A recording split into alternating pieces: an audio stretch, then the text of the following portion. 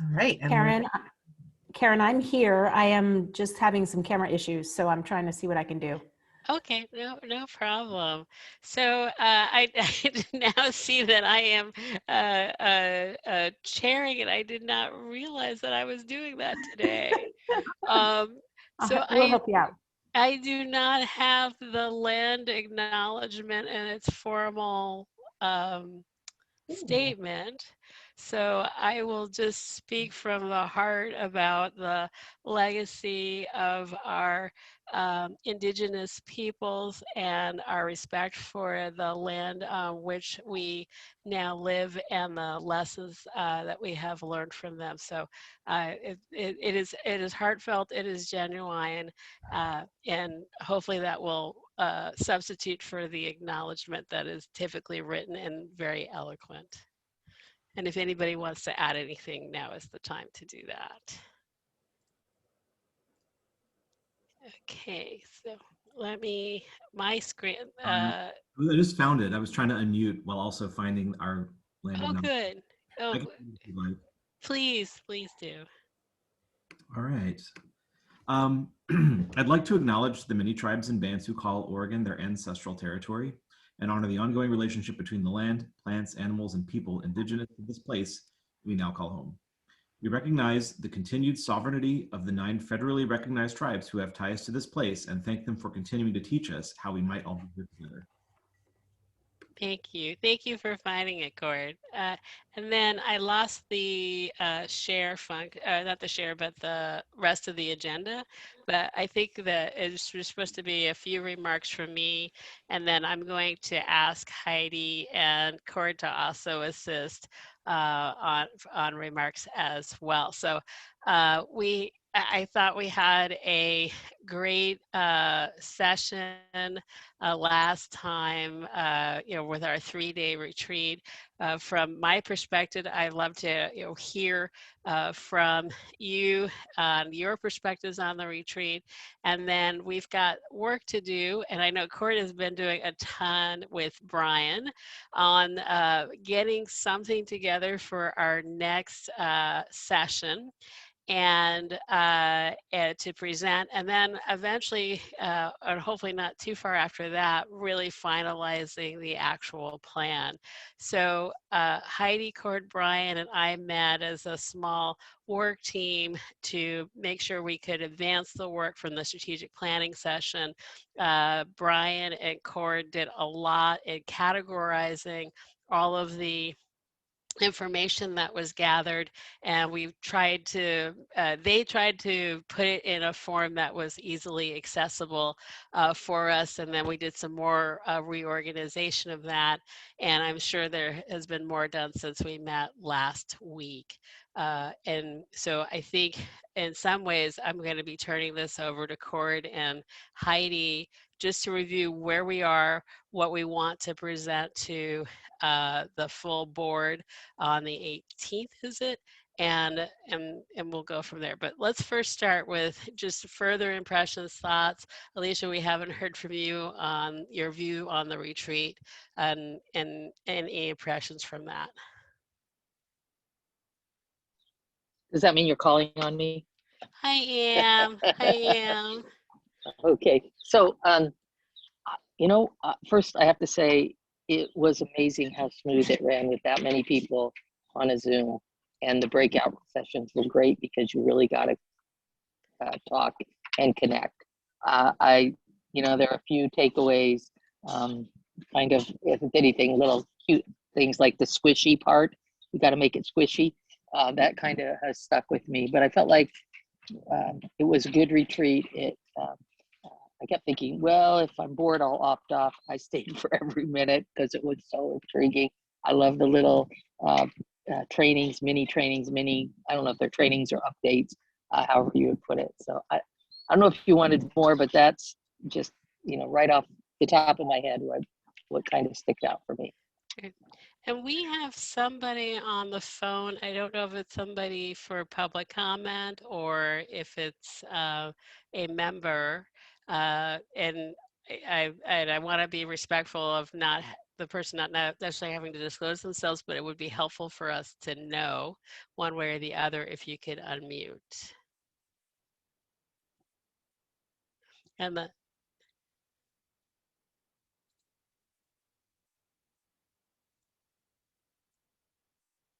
oh, the person I think left. Okay. Yeah. Lost our- Maybe they will come back. Okay. And Karen, I emailed the agenda to you. I'm so sorry you did not have that. Alicia, thank you for your feedback. And both you and Karen, if you haven't already, I put the link to the sort of official evaluation where we're taking feedback, remarks, evaluations, and everything on the planning retreat. I put that in the chat. Okay, I am going to make sure I copy that so I have it for later. Thank you. Okay, well, why don't we, Court, I'm presuming you have the latest document, or maybe Melissa has the latest round of where we are. I do. What I was gonna do, so as everyone I think knows, Brian is presenting our budget to the Ways and Means Joint Committee shortly. So I'm gonna do my best to kind of cover where things are at. Some of what we have in here is stuff that he has developed that definitely we want to get feedback on, and I know he'll be interested in getting folks' take on it. But I'm gonna pull up our this is the Google shared drive. So I think everyone actually has access to this in Google. If I can, I have so many windows open, I can't find it. That's what it just happened to me too. So Sure. Time to clean up my desktop, I guess. Is it the draft strategic plan? Yeah, this is so it's actually in the shared drive. I think we made a post retreat folder, and in there's this draft strategic plan document. So just as background, we pulled everything together from the breakout sessions, did some work on that, which we shared with Karen and Heidi, I think last week, and then kind of continued chopping at that stuff to kind of get us to what I'll be sharing today. And really not really getting rid of much, but just trying to organize it in a coherent way. And of course, we've got this, I mean, this is not extremely formatted, so I'm just going to roll through this and talk about what we have in here. So we've got the vision here, which I'll read this stuff out loud as we do. All of Oregon's youth have the opportunity to thrive and achieve their full potential. We have the mission. The YDD's mission is to align systems and leverage community partnerships to ensure integrated, measurable, and accountable services for youth ages 6 through 24. YDD programs support educational and career success, focus on crime prevention, and reduce high-risk behaviors. The next thing I have here is the first plot twist, which is a proposed revision. Brian actually started working on this yesterday. He shared, I think, a version of this with Heidi last night, and we made a couple of tweaks today. This is definitely something we wanted to share with the committee. It's up for discussion, but part of it was that Brian was like, some of the language in the mission seems unclear or clunky. And I was like, well, it's probably the language we pulled straight out of our statutes. But I know there's also been a lot of thought that has gone into this. But he had some suggestions for ways to reflect some of what came out in the retreat and in the strategic plan in a possible revised mission. So it's there, you can see in red what has changed. And I'll let everyone read it. I won't read it out loud. And then kind of see what folks think about this.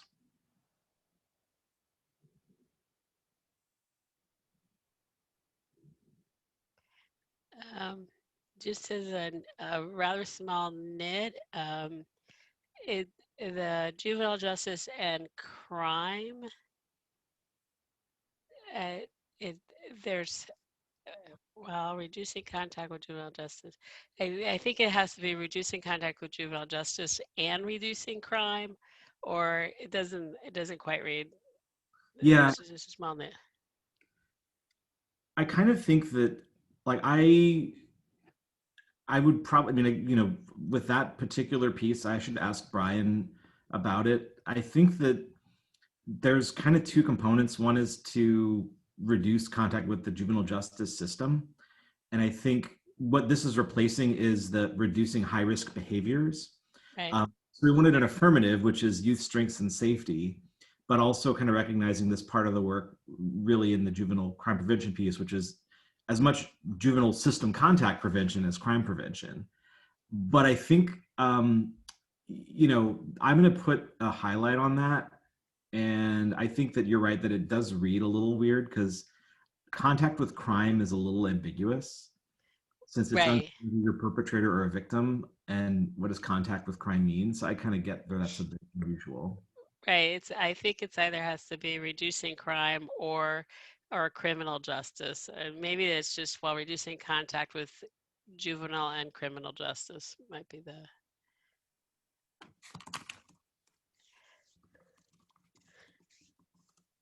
And I do wish that Chief Teague were here today because he's our resident wordsmith, but also, you know, Alicia was there as well.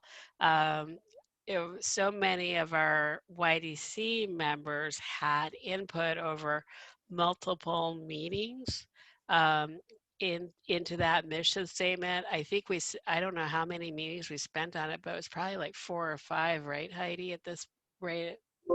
So I get concerned about making certain changes, and maybe this is more to report back from Brian and you know, Heidi and Alicia helped me with my memory.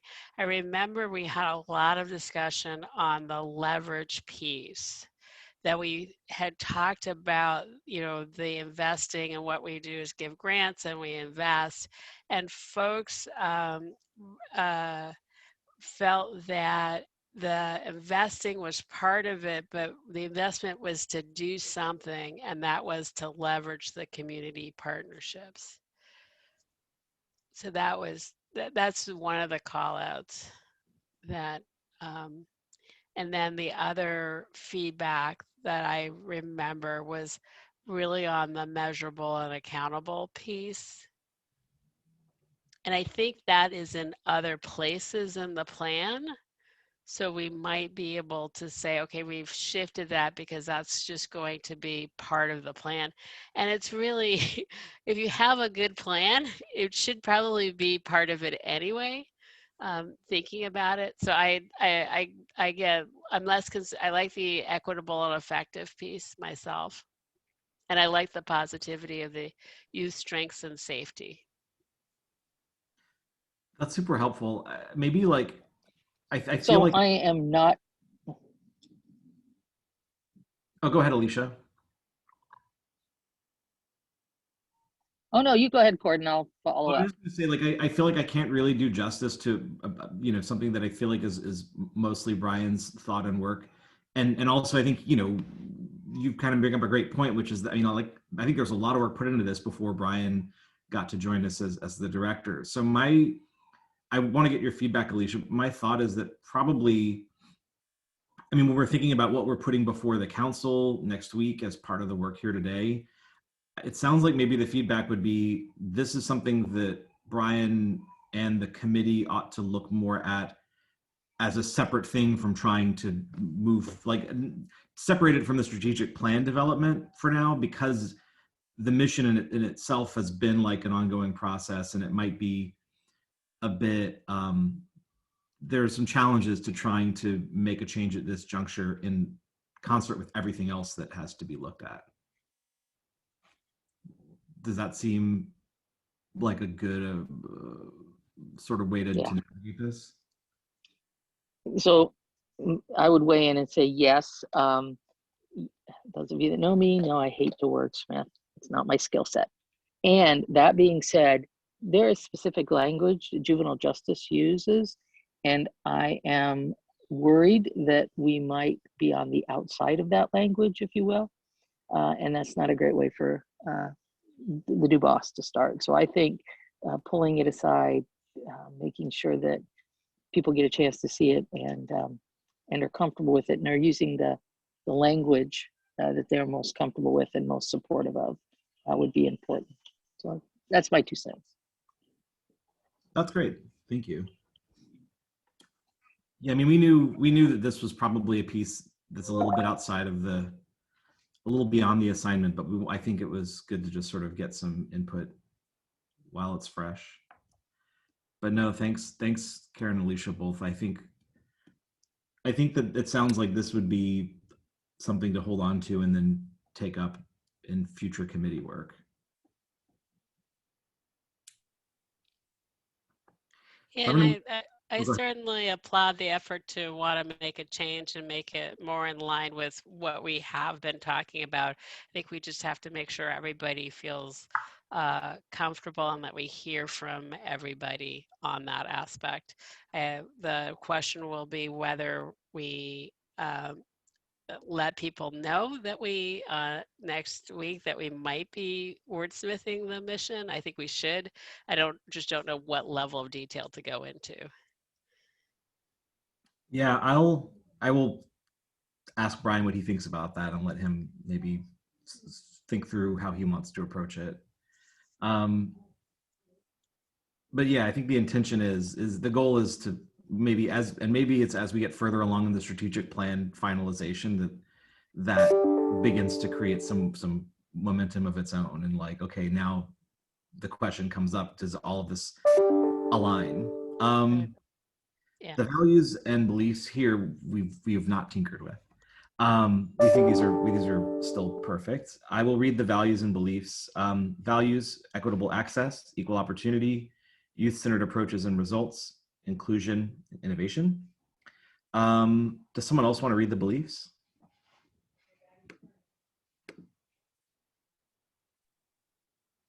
I can do it. We believe all youth should have equitable access to supports, services, and opportunities. We believe in anti-racism. We believe all youth should be supported without either replacing or usurping family roles. We believe in identifying innovative avenues for youth success. Cool, thank you.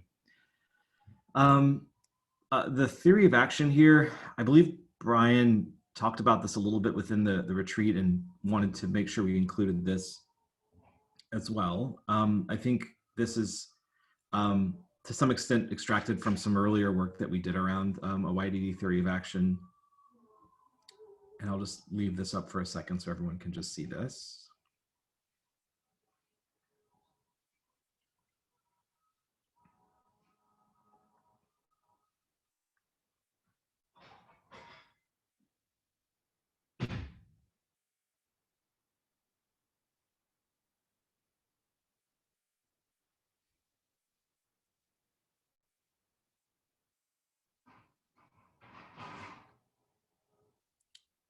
And then when everyone's ready, I will get into the next exciting part.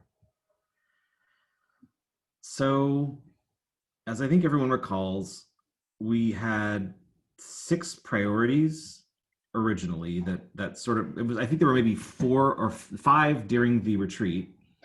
And I actually will have to go like slide way down into this document to track them down. Just for reference, I think it's worth doing those. So I'm gonna make my way to my scroll bar if I can, which I can't. Oh, I know what to do. Sorry, I think with the screen sharing, there's a weird thing here where I can't seem to scroll very well. At least not with the speed that I want to. Oh my God, sorry. I know this is like dizzying, but all right. So here's the original priorities that we had talked about. So priority 1, identifying systemic problems, advanced solutions, and support structural reforms. That has morphed into something that we'll talk about, which is transform and improve systems. Priority 2, promote policies. Oh my gosh, my battery. Promote policies and partnerships that expand and leverage resources. I don't think it's called Be in Community now, but these are working titles here. So those 2 priorities have made it to the next generation here. And then priority 3 seems to have gotten deleted. So there it is. Priority 3 was actually, before it was achieving strategic outcomes through grant making, programs that support youth-centered whole child pathways. I don't think whole child was in there. That might have been like a workshopped idea. I want to say that priority 3 here, youth voice was something that appeared throughout the strategic planning retreat in a number of different sections. And so when we were working on this, we actually said among the 5, there needs to be a 6th that is just centered on youth voice and youth leadership within the YDC, and pulled all of the youth focused youth committee work, youth engagement work into one priority. And Amplify Youth Voice actually made it to the next round. So the grant making priority, the communications and awareness priority for YDC, YDD, and the cohesion and inclusion priority, those all now have been absorbed into the rest of the 3 priorities that are there at the top. And so all of this stuff, and particularly these 3, are now embedded within what we're proposing among these what we call 3 high-level goals here. I know I'm like flying through this, but I just want to not get into all the nuts and bolts stuff here.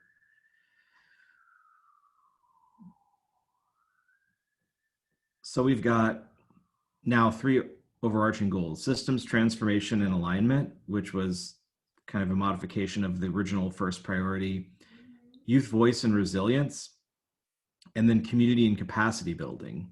And the YDC specific goals around communication, cohesion, those have mostly been absorbed into the community and capacity building. So there's capacity building that we do externally in communities, as well as capacity building done for the council and agency. And those are both kind of combined into one big set of goals. So there's not an order to this. The numbering goal 1, 2, and 3 is just because there are 3.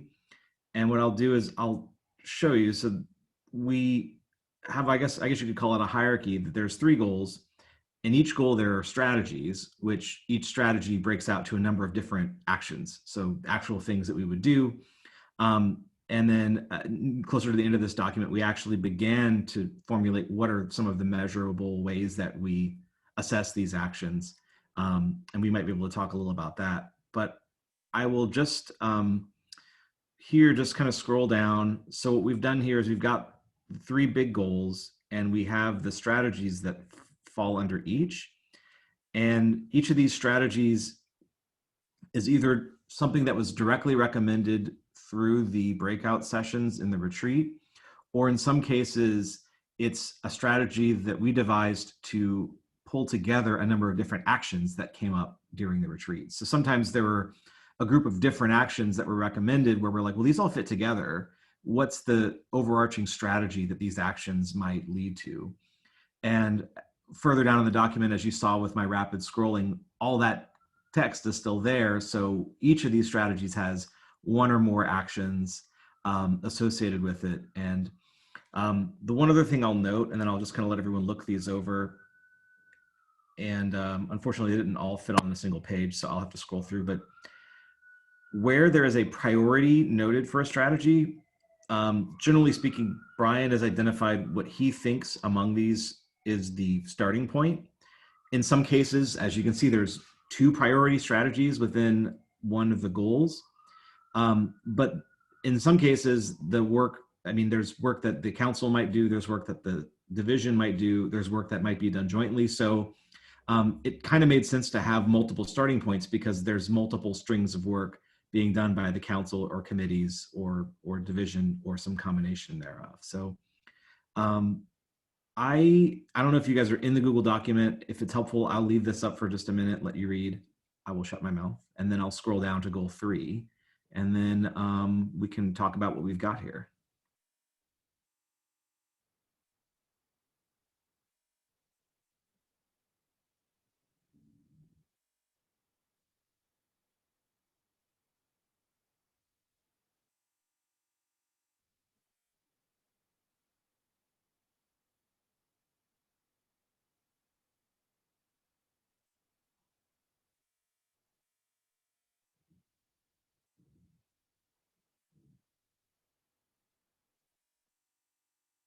And if I'm going too fast, please ask me to slow down.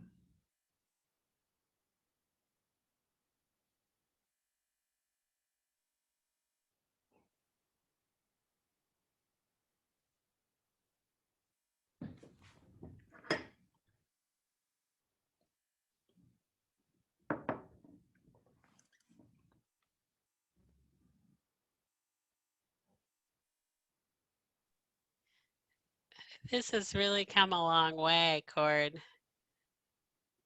Yeah, thanks. Yeah, it's really impressive. Thank you. So something I'll note before we get down to it is that, as I mentioned, each strategy has a bunch of actions.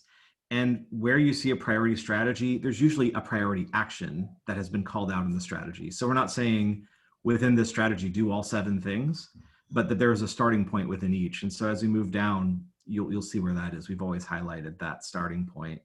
One thing that I'll note here with these community and capacity building strategies is we have 4 priorities out of the 5.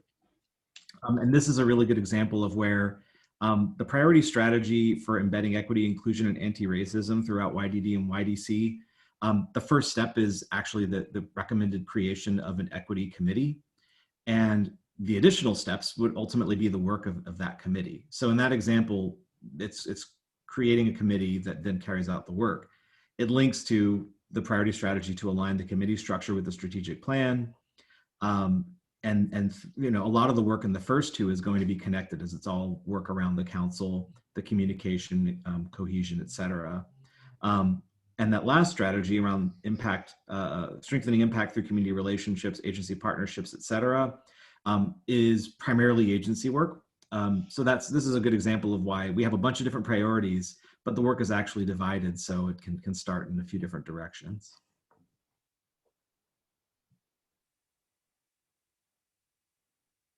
And so with that, I will actually scroll down. I'm not sure what the best way to do this is. I mean, we have so much stuff here, and I don't want to like blast you guys with the fire hose. So I guess I should maybe pause. We've got these 3 goals. We have these strategies within each of the goals.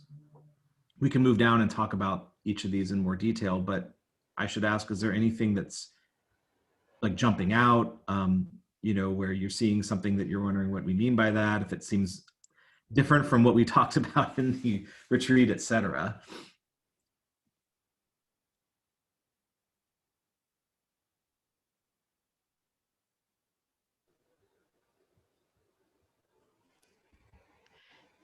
I like the 3 overarching goals that we have here. One of the questions I have is whether we could incorporate into the overarching goals something about anti-racism or equity or diversity or inclusion.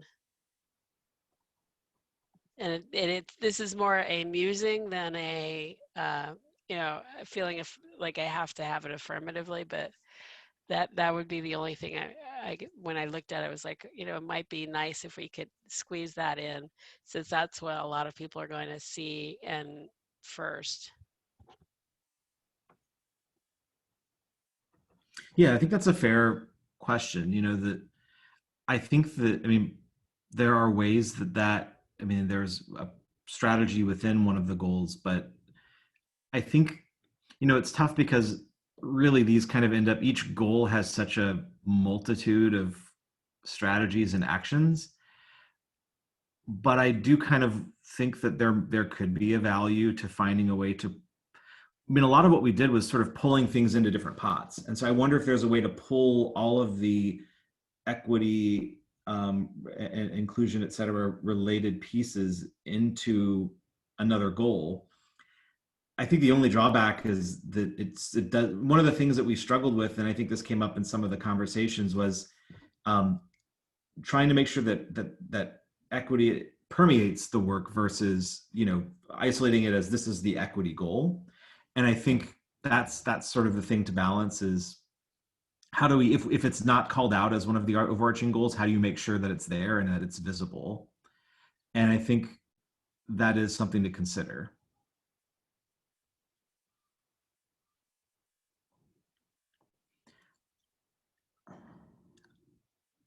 And I don't know if there's an answer. I think I mean, we should probably just note the question. And then as we walk through this, it might be that there's some ways that it jumps out where we could tackle that. I wonder if, I mean, maybe as we look at each of these goals, there may also be one where it seems like that's the goal that might most be, that could be modified to better center that. And then we could maybe look at how to modify the terminology so that that's a little bit more elevated in terms of that goal. So, Gord, I appreciate the conversation. I think I've been having that same conversation since somewhere in the 80s. I don't think there's a clear path. I want it permeating everything. Is it in a statement as well, so that it is highlighted above just a goal? It is the way we do business. I like how it is interwoven, but I think you're right. Maybe a little more conversation about, do we elevate it in another way completely? Just a thought. Yeah, I appreciate that. I mean, I think that there's a way. And I think that's part of what we hope to do today, is to maybe see if there's things that we can pull out and make bold and highlighted, particularly around that. So I'm just going to kind of move through this. I'm not going to read every single thing here. There are a lot of actions. I actually haven't counted up the actions, because some of the actions got divided up into 2 actions, and some actions were combinations of actions. Some things were questions that got raised in the breakout sessions where we tried to turn the question into an action. There are still questions that are hanging out in here too. So I would say that this document is still, in part because there's so much, and in part because we wanted to still keep a lot of the questions alive within this. You know, we didn't try to solve everything. So there is stuff in here that's still ambiguous, or it's not an action. It's like a, what about this? So based on my finder, there are 69 in here with just the all caps actions, not even the subsets of them. So there's a lot. Well, nice, I guess. We have work to do. Yeah, we'll try to, maybe we can get it under 60. maybe even 50 if we try. But we did, as I had said, highlight the action that seems like a starting point in the strategy. So in this one, I mean, developing an implementation timeline and setting actions for the strategic plan seems like a first step in terms of strategy 1. I think a lot of, like, strategy 1 is one of the huge ones, and we had 14 strategies, and we tried to cut that down too. So there's a lot in a couple of these where, I mean, some of the council stuff inside of this is council work that can help us to improve accountability and continuous improvement, for example. I think one of the things that maybe a question that Brian and I had is, we've left a lot in. We haven't tried to eliminate actions or like deprioritize anything.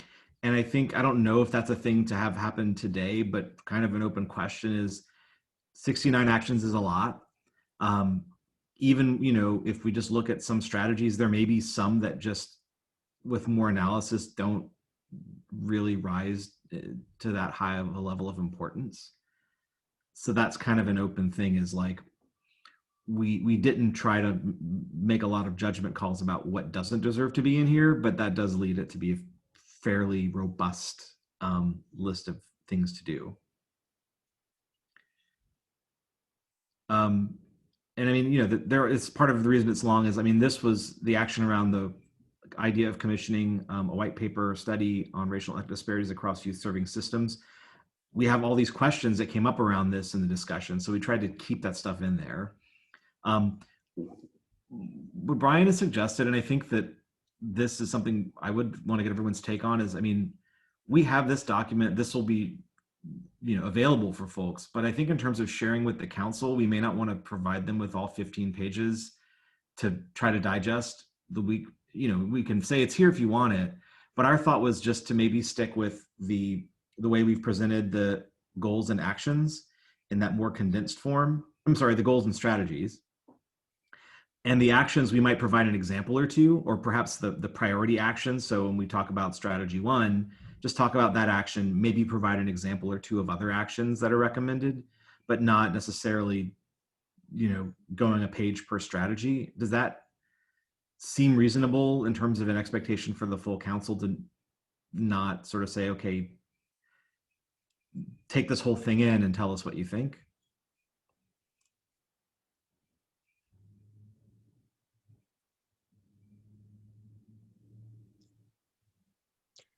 That seems certainly like a fair approach. I probably would make sure that people know that it is available. And for the ones that we've identified as being kind of the second, and I'm going to say the next steps, you've identified this is the first step.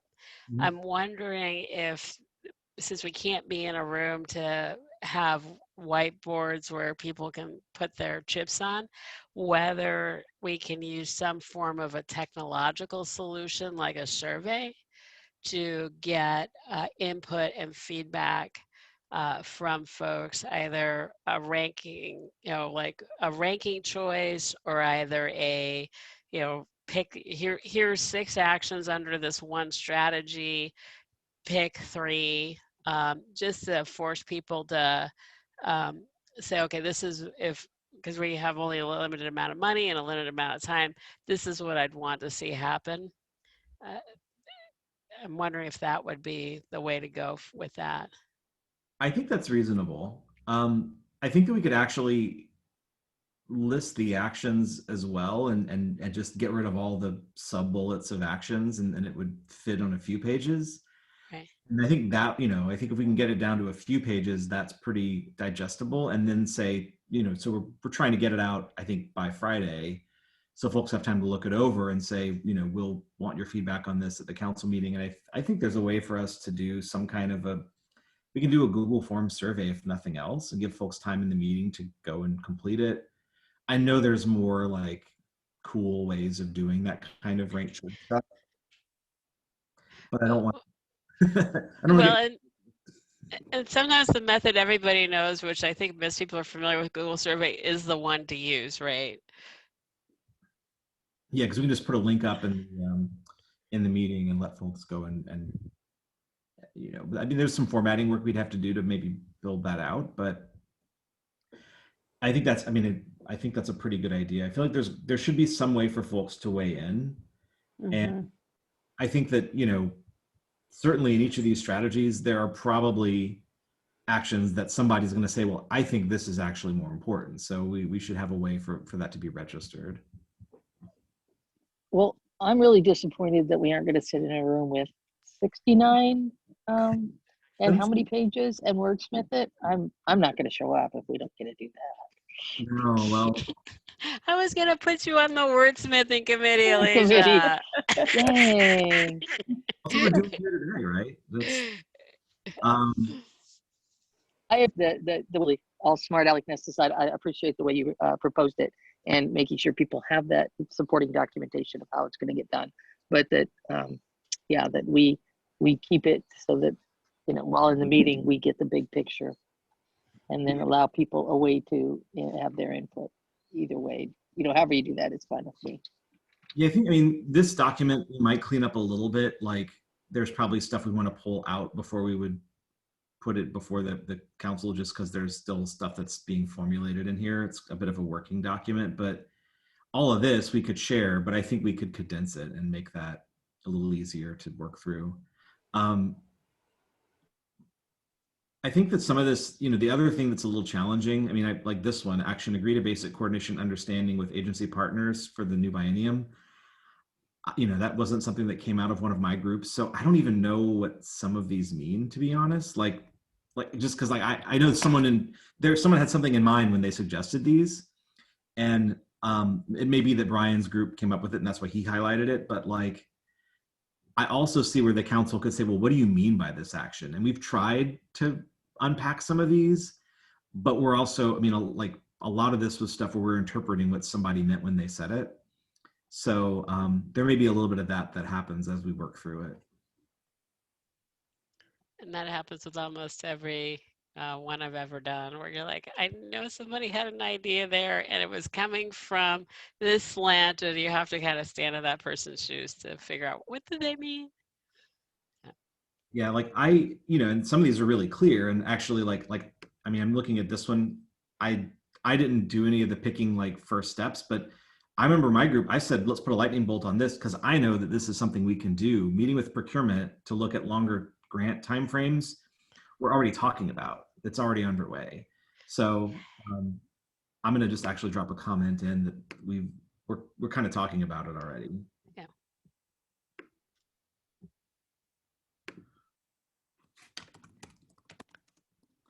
So then if you're already talking about it, it might change to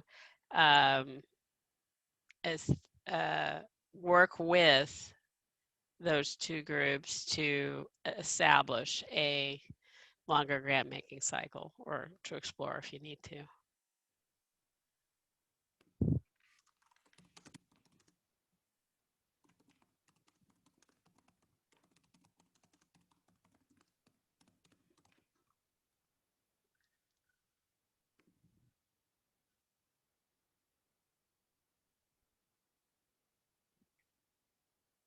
I know this is a lot. I mean, I feel like just for the sake of time, I don't want to like make everyone read this entire document. I'm just kind of scrolling just so you can see what's in here. I'll try to highlight stuff that I think we should probably just be aware of. This right here is interesting. I don't know who remembers these 4 things here, but Brian brought this up. Like, we had done some work with the grant managers. There was an old, like a table that divided up our grant funds and what each of them did. And it was like, this grant serves this population with these types of services. And we did a bunch of work to try to like really extract like what do our grants generally do. And I feel like this stuff kind of lived off to the side while the strategic planning process continued. But these 4 goals around grants still seem valid and still seem to align with what's emerging in the strategic plan. So we've kind of stuck this back in here. Like, I don't know if this even got talked about during the retreat. But what has happened is that we're working on the RFAs, and some of this is actually popping up in the work on the RFAs for the new, because the grant managers are like, well, hey, we want to make sure we're aligned with what's happening in strategic planning. And so we've got these concepts here, this remove barriers and build assets for youth, engage, re-engage, and advance youth learners, disrupt violence and crime, reduce disparities, and keeping youth safe. These things are still kind of floating around. So I'm just kind of noting that like, this was something that this was, I think, part of the process of evolving the strategic plan, but it's really resonated. And I think it still has a lot of value. So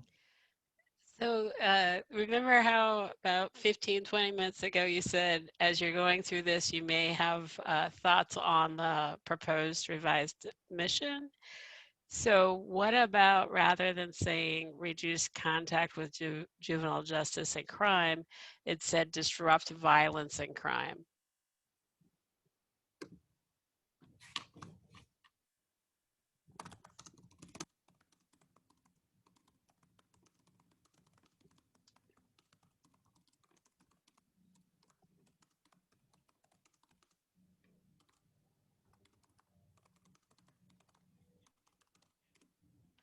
noted. Okay. Oops, sorry, I just lost my, is this it? There we go. Here's where we have, these are a bunch of questions that came up that we didn't know where to put them. So we've just kept them. Ultimately, if this does turn into a more formal document, there might be a way that we like do some kind of like sidebars where we try to like capture these questions in a way that makes sense, because I feel like some of this is stuff that we just can't really answer right now, but I feel like they're good guiding questions in some cases. And so we just didn't want to lose that stuff.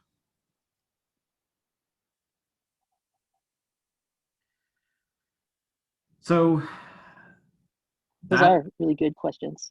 I like the fact that you call them guiding questions. Yeah, I might even stick that in there just as a suggestion here.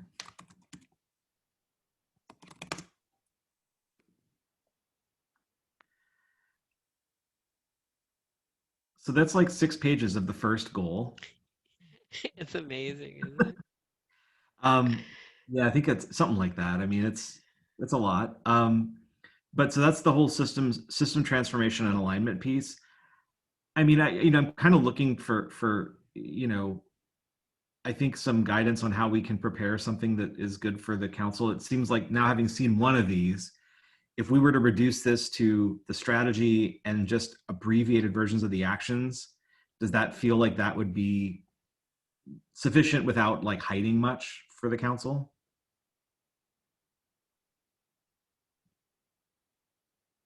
That feels about like the right level to me. Whoa. How'd you do that, Alicia? Oh, Oh, what happened? she did. Oh, she did an annotate. Oh, okay. Yeah, that's right. You can like. Okay. Mhm. Oh, I completely missed it. Yeah, Yes. I wish I knew how to do it. I have no idea. I just was trying to hit the unmute button when that Oh, happened. I think I can. It's my skill and ability. You know, I'm just a Zoom aficionado. I just learned how to do this the other day, so I just thought Great. there's a thing of like stamps and drawings and. Yeah, Yeah. sorry about that. No, that's okay. So I just really wanted to unmute to support what you just said about how to bring this forward to the full council. I think that is a great idea. I can't think of anything better. Doesn't mean it's not out there. I just can't think of it right now. Okay, that sounds.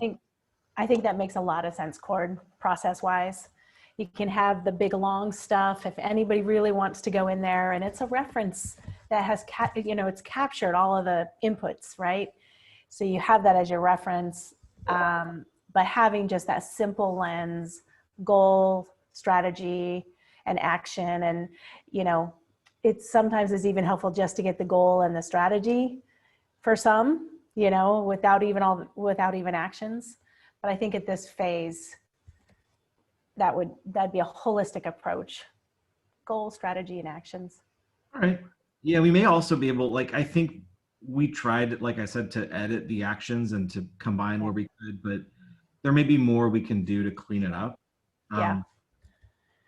So I'll kind of go through the youth voice and resilience. So yeah, actually, as I think about it, a lot of this was specifically like in the conversations about council cohesion and inclusion.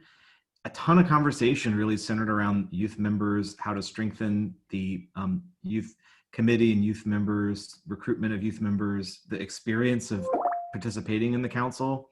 So all of that, there was so much of that it seemed like it really was calling out to be a priority in itself. And so when we came to the 3 goals, it felt like it still rose to one of the high level ways of categorizing things.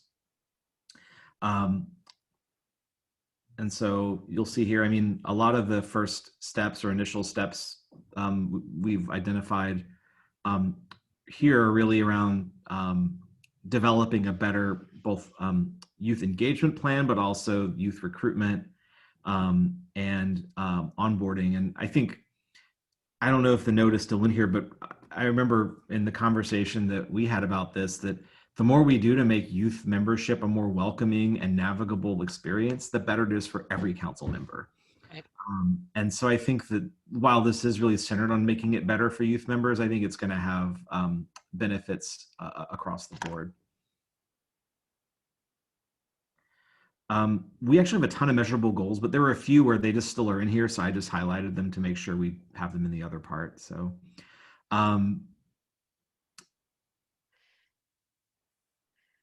So one thing to consider is that if there's a particular ranking of the strategies or an order to the strategies, that be done before we meet with the council. I think, I asked Brian about this. I think he may have done some reordering of the strategies as he was working on his refinement of this. As we kind of get through all this, I'll go back up to the top And we could maybe talk about if anyone sees a different order that we might want to consider. Because I think his sense was that, you know, the strategies are ordered in a way that he thinks that the priority is kind of there. But as we kind of look at this, I think we're open to other interpretations. I mean, these, like strategy 7, the third strategy under youth voice and resilience is not actually about youth participation in the council, but really more about how the agency externally and through partnerships is really advancing championing strengths-based whole child development and mental health. So this one's a little different, but it also seems like it fit under the same rubric. So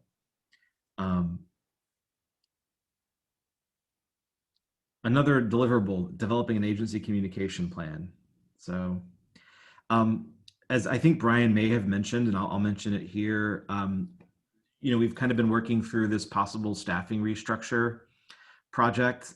So as Sandy's retired, we're going to reclassify the position, and we're looking at, so I think that he's referred to it as a kind of a policy and legislative director type role.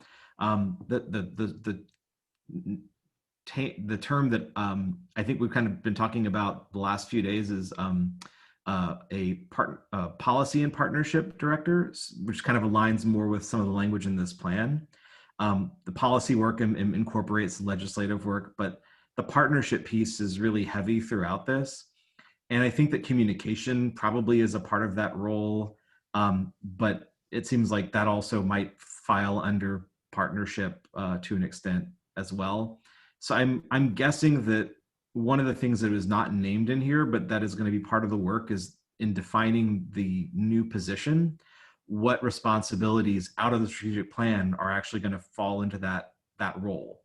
So as this new position becomes available to take on some of this work, I mean, there are pieces that I think are going to be for the racial and ethnic disparities coordinator to lead, and there'll be pieces that I think will be for this policy and partnership role to lead as well.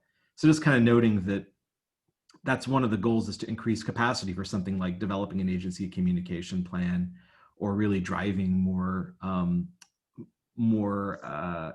engagement with some of our agency partners in a more active and ongoing way. So is there an onboarding committee for the council? I don't believe so. So that maybe that's a recommendation. I sort of jumped ahead to strategy 8. Oh yeah, did I? And where is strategy 8? Oh, okay, got it. yeah, sorry. I will add that as a,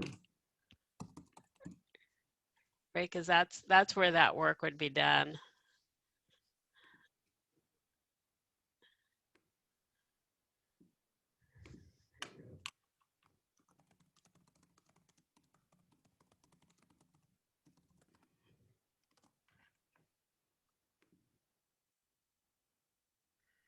I mean, I think one of the things that I believe it is in this, within this goal, is assessing the committee structure. I'm looking for it. Yeah, I remember it was somewhere in there. Yeah. And so, I mean, this one's tricky because I feel like this by itself, examining the existing structure, connects with a bunch of other actions. I mean, we're on the one hand saying, let's examine the structure, and in you know, at least one other place saying we need to create an equity committee. And I think you're probably right. We should create an onboarding committee, or at least some kind of, if it's not a committee, some sort of role for some council members to onboard folks. Yeah, or it could be a welcoming committee. It does, you know, and I recognize that sometimes people have a hard time putting together a binder of information, but if as long as it's somebody's responsibility, chances are somebody's going to get a reasonable onboarding. And I'm just listening because these are the committees. I just added onboarding committee, but I know that there elsewhere in here is the recommendation for an equity committee and a question about whether we need to revive the data committee. So I'm just going to put those there so that they kind of, you know, all fall under that as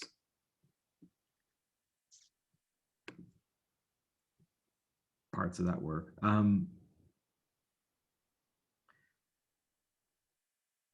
And we should kind of talk about what the role of the strategic planning committee is going to be after we finish the strategic plan. Or if any, maybe we did such a great job, we can just dismantle. I have a good question. I feel like there's like this thing, I mean, we say it as the division, and I think I've heard it in nonprofits that I've worked for and with, where they say, our job is to put ourselves out of business. Great. But I've never seen it actually happen. So this could be a first. Well, what I always say is that I'm sure that there's somebody in the government that's responsible for horses and buggies. I'm sure of it. But In agriculture, yeah. They've got Office of Traditional Transport. right, right. I like it. Hey, you know what? I gotta go. I've got another meeting. So I just wanted to thank you guys for the entertainment for the last hour. You're welcome. Happy to oblige. Take care. Enjoy the sun if you can. Yeah, sorry I can't stay for the whole thing. Take care. Bye-bye. Bye, Alicia.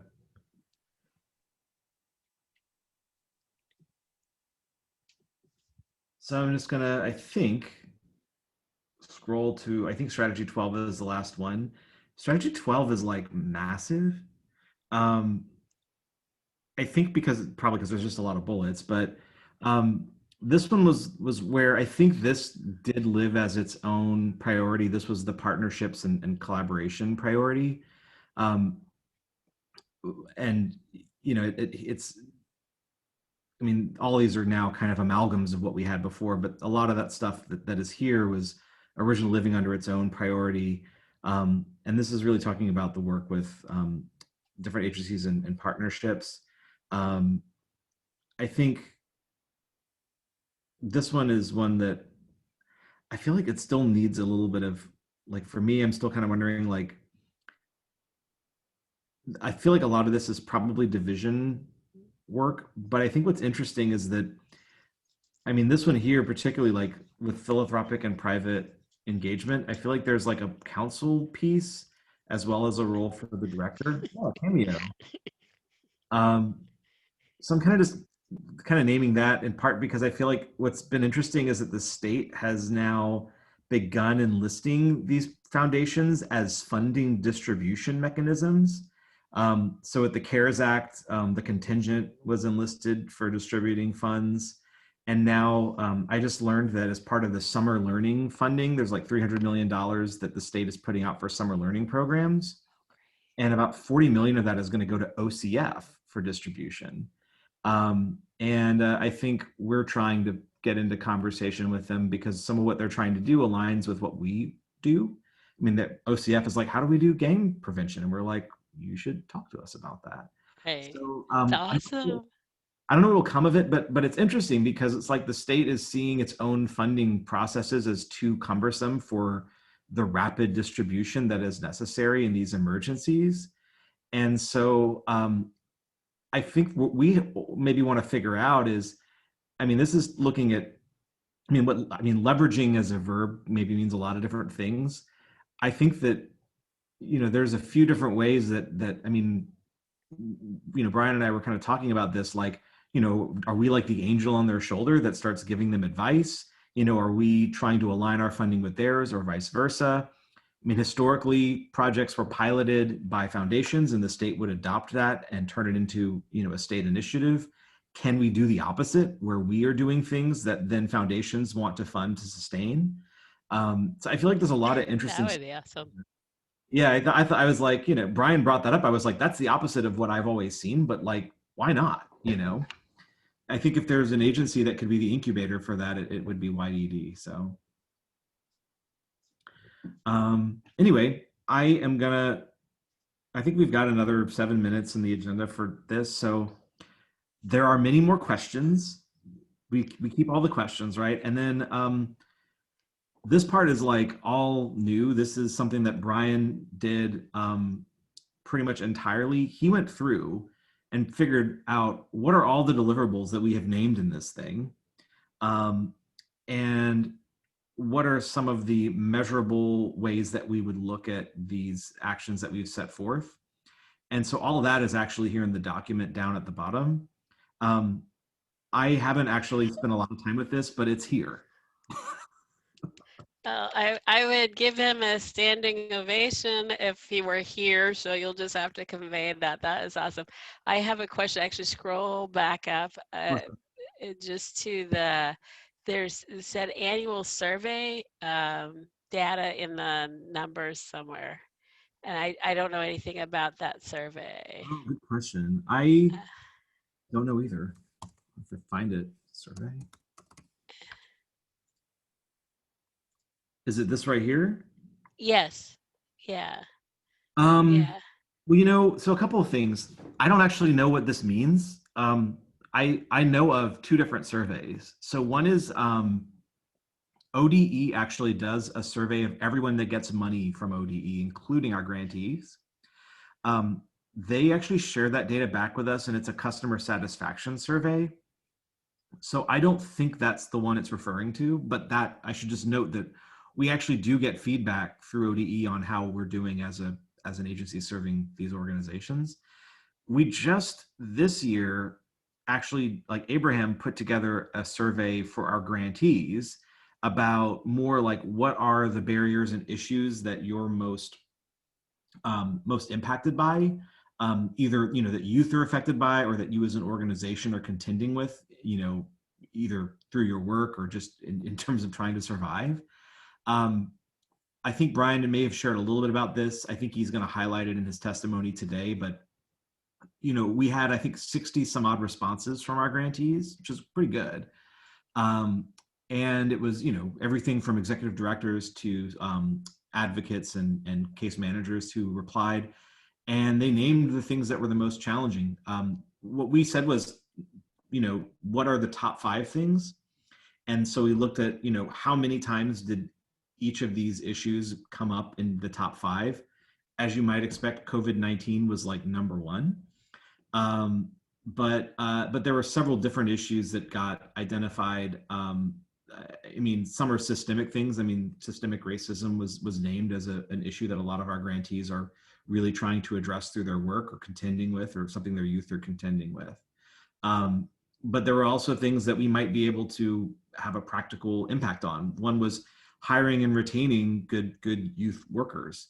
I think for rural service providers in particular, that was named as a big challenge, like finding folks that can and want to do this work and retaining them was actually a big barrier for organizations. So it was just, I think that was a really informative thing we haven't done before. So my guess is that we want to maybe continue doing that kind of a survey and maybe refine it for the future so that we're actually getting real-time feedback on what the folks we fund are seeing and what their priorities are. And I know that in the presentation for the Ways and Means Committee, Brian's going to pull this up and say, they ask us what our budget drivers are, like what are we trying to solve? And we talk about things like graduation rates and disparities. But for the first time, we're going to say, we're really looking at issues at the community level. It's not just this macro stuff at the state level, but we're now talking to the folks we fund about what they see as the biggest barriers young people face, and we want to take that into account. So I think that's kind of an interesting way to broaden our perspective. That's so exciting. I may have to see if I can't find that recording.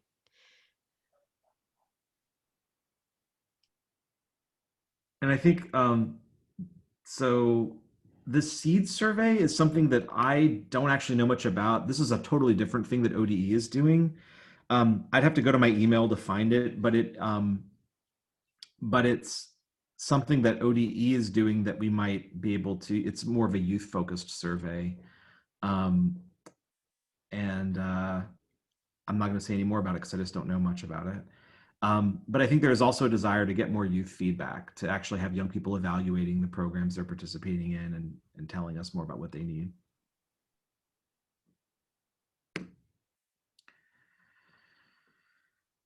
And I think that's wonderful, because I think what one of the themes that came out was that when youth feel like they've been heard, they have a better sense of self and well-being, and not just heard, but then acted upon. And I know when Cully Park was going in, they did a lot with youth. And even though the kids understood that the input that they were providing might not benefit them individually, it gave them great pride to be able to have that input and to know that something good was going to come out of it. Yeah, I think that giving kids a chance to have input is in itself beneficial, just that sense of empowerment.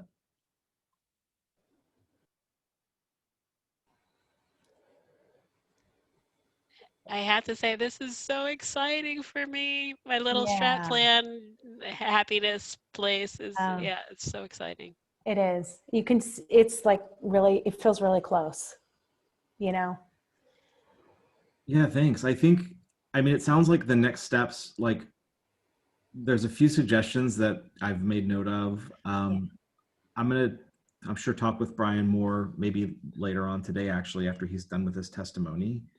And then over the next few days, I guess we'll kind of dig back into this. I think we were hoping to get everything out to the council tomorrow afternoon. I know that if we can't get it done, we'll just get it out on Friday. But it sounds like, I'll suggest to him what we've agreed is probably best, is that we should find a way to condense this, or at least include actions, but it's much more compact, and then create that document and share that with the council and talk off of that. And then we might just embed a link or something where we can say, here's where this lives if you want to read every single detail about this stuff. Yeah. Sounds perfect. Yeah, it does. It's awesome. It's amazing the work that you and Brian have done. And I'm sure Melissa had a hand in this too, in the background. Yes, very much so. So much. Amazing. Everything since the last time I was in there. Looks so great. So then I think, we have the council meeting on the 18th or whatever date that is. And then from there, should we get the strategic planning committee together again to talk about, we know that we need to talk about the proposed revised mission. Is there anything else that we need to chat with them about? I mean, I guess it depends on what we get from folks at the council meeting. Like if there's generally consensus that this looks right and that it's going the right direction, then it seems like it's just a matter of like making some refinement, some formatting, some, turning this into a thing that looks a little more like, I don't know if we need to send it to a designer, but just something that's a little more user friendly. Yeah. Well, actually, Cord, we had talked about really early on with Serena and Sandy about having a designer in the end make it something that could be a really nice external facing document. And I think, I can't remember, but there was discussion of like trying to find somebody in government. But if not, there was, I think, a desire to go outside. So that's just something, it was a conversation. I don't even know that we talked about it with the subcommittee actually, Karen, because those were like way early conversations. So. Yeah, I used to, I don't know if he still does it, but I when I did my strategic plan at Nike, I used a gentleman, Merge Design was what it was called.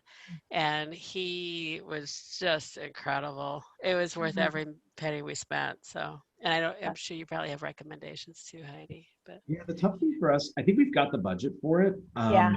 I think we're I don't know our budget that well. It's, as you might guess, it's a bit of a labyrinth, but I think we've actually got funding in the categories that would let us do something like that. The challenge is that we probably have to go through a procurement process. And so then it's like putting together the RFP and looking at proposals and so on and so on. Unless it's under 10,000. Yeah, and so I don't know. Maybe. I'd like to think this would cost less than 10,000, but I also. Oh yeah, I would think so. I think, like, so for example, we saw some work that another office at ODE had done, and we thought this looks great. Like, who did you use? And it turns out that their designer, like, there was this issue came up where that designer had all these little projects, and they had actually hit the limit where now they're at the $10,000 mark. So they're like, if you want to actually use them, you have to, you can't just use them. And so it's just, it's, you know, Oh, good. Here's a them, but good. Thanks, so Karen. we can look at that. I think Yeah. find a way. I can't imagine someone turning this into a little PDF being more than a couple $1,000s with design. Yeah. I think, yeah. And I think I think given that so much of what we want to do is on the communication side, being Yeah. able to invest the money in the strategic plan would be kind of the first thing I would think you'd want to do is all those, that huge list of, you know, folks that you want to partner with, is to go out and do a roadshow and show them the plan. Yeah. Yep. You know, and just, you know, I mean, you know, you all know that I have more experience on the early learning division side, and that external facing document, there's the whole longer one, and then there's the PDF, the executive summary. Basically, those are used everywhere. And then after a year, maybe two, they just did a updated one that's reporting out on progress for how that strategic plan is doing. I don't know that they changed the original plan, but it was a progress report. That it's just another example of keeping this alive so it doesn't go on a shelf and it gets used by community partners and leaders too. Theirs is nicely done as well. It's a great document. I remember seeing a presentation on it. I was like, this doesn't look like a state agency, which is right. Well, and state agency didn't do it. I mean, they used a consulting firm called Build, which is an early childhood national expert consulting firm.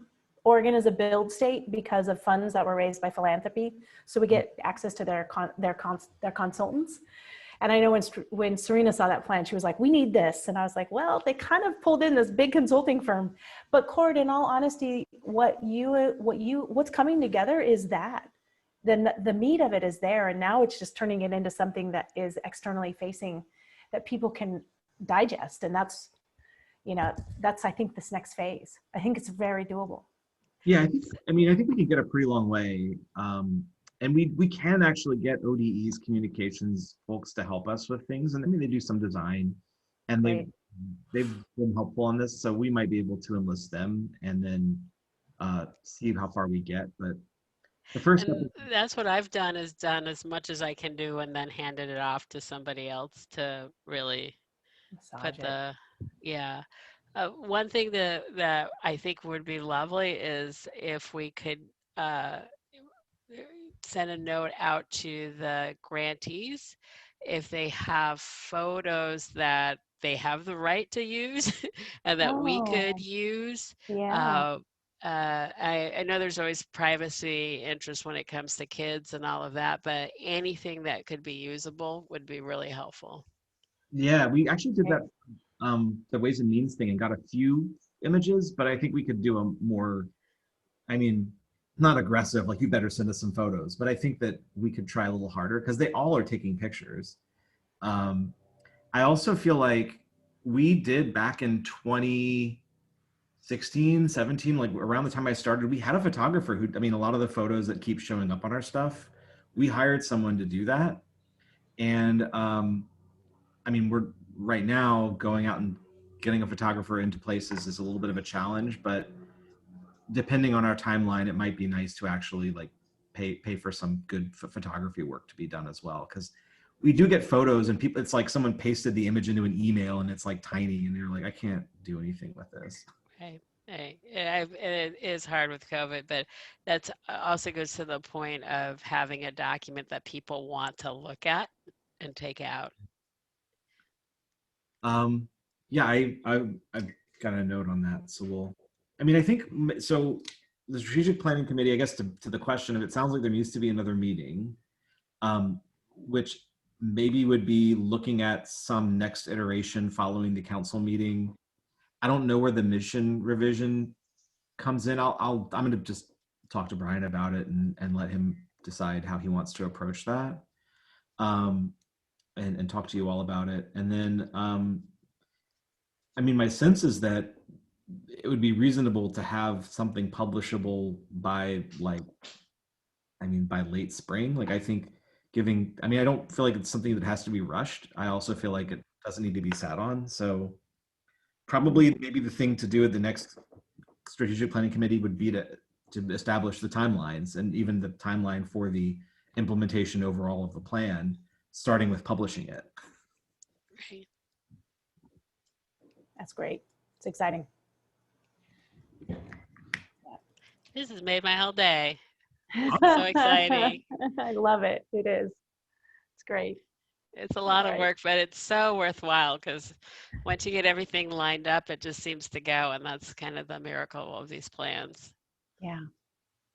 Well, there's been so much brain power that's been put into this. I mean, certainly by you guys in the committee, and by like the whole group of people that came together a couple of weeks ago. Like, there's a lot of energy in here, which is, exciting. It's true. Melissa, do you want to triangulate Cord and Brian's calendars and maybe propose a few dates for Heidi and I for the next strat plan meeting? I think with spring break coming up, I can't believe we're already there.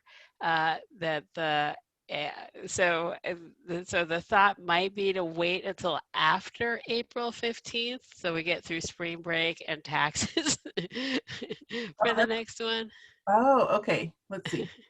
So like a month out from now, Yeah, but after April 15th. Okay, that's a long. I'm comfortable doing it before, but it's up to y'all. Right. When I'm looking at Wednesday, April 7. Like that whole afternoon is here right now. April 7th. Let me check and see if I have the wrong calendar up. Let's get Cord's calendar up. Yep, but the afternoon is open after starting at 1 p.m. It looks wide open. We like to keep Cord's meetings ending by 4 if we can. Good. Of course. Or by 3, ideally. I try to end by 3:30 Pacific if I can, but I'll go later if necessary. 1 o'clock on the 7th works for me. I will put that on hold. Fantastic. The benefit of 1 o'clock, it gives me all day to get ready because it's 4 o'clock. Perfect. We love that. Cord, you do amazing work. It's And as far as I'm just wondering, particularly since we didn't have too many people able to attend this meeting, about sending the video of this the video recording of this meeting to the members of this committee, to the strategic planning committee members, and whether we'd want to share with them the link, Cord, that you just presented, and not as not editing, but that they could view it. Does that sound reasonable? I think it's already, I believe everyone can actually edit it. It has the same permissions as all the retreat stuff. I don't know. I don't think that was shared council wide. I think it was just division wide. Oh, okay, good to know. Yeah, I mean, I think sharing the link would be good. Like, I'm not too worried if folks get in and edit because we can see if they did, but okay. I think, I don't know that people are going to want to watch this whole meeting. I wouldn't recommend it. Because it's mostly me like scrolling through this massive document. It's like, go read the document, right? Yeah. Okay. Yeah, I think sending the link out and making it accessible so that they can take a look at it would be important. Okay, and just letting them know that by you don't have to else make them editors too. To the whole council. I'm sorry, I didn't hear you. I overtalked you. And just letting the committee members know that by Friday, something else will be coming to the whole council. But this is just sort of like a heads up. Here's what you missed in case you feel like you want to get in there and see it. Yes, that's perfect. All right, thank you. Yeah, I may also pull I guess it is in the record of this recorded meeting, but I wonder if I should take the mission suggestion and move it so it's not in people's faces. I do. Yeah. I mean, you've kind of brought up a great point, which is like, I'm not aware of how much work went into that because I don't think I was actually involved with the committee at that. Yeah. So neither Brian or I know what's invested than that, and it's easy for us to be like, this could be better, and we're saying that to people who spent 5 meetings on it, and I get that may not be great. So I'm gonna go in and pull that down and then let Brian know why I did, just so it's not greeting people and getting their hackles up before they see the rest of the work. Great Right. idea. Yeah. There was a lot Or of talk. put it at the bottom. Yeah. So And that we there can was lose a- track of it. There was attachment to language, to words. So I don't know that people are not, I think people are always open to adjusting. I just think it's a process that will take a little time. Yeah, and I can see how it might be more palatable once the strategic plan seems like more Yeah, realized, and you're like, okay, now we want to talk about this as an offshoot, and then Yeah. it's okay. it also can bring it all in alignment. Like we see these adjustments so that we can bring it deeper into alignment and speak to each other, with each other. Yeah, Definitely. cool. Okay. Well, we might be able to close just a few minutes early to give everybody just a few minutes time to run to the restroom and grab water before the next one. Exactly. Exactly. Any public comment, so. Yeah, no public comment. Brian's probably testifying now on our budget, so I'm gonna go check that out. Right. Okay. Send Great. them positive Great. energy. Awesome work. Thank you. Yeah, Thanks, everyone. Take care. Thanks, Karen. Bye-bye. Thanks, Heidi.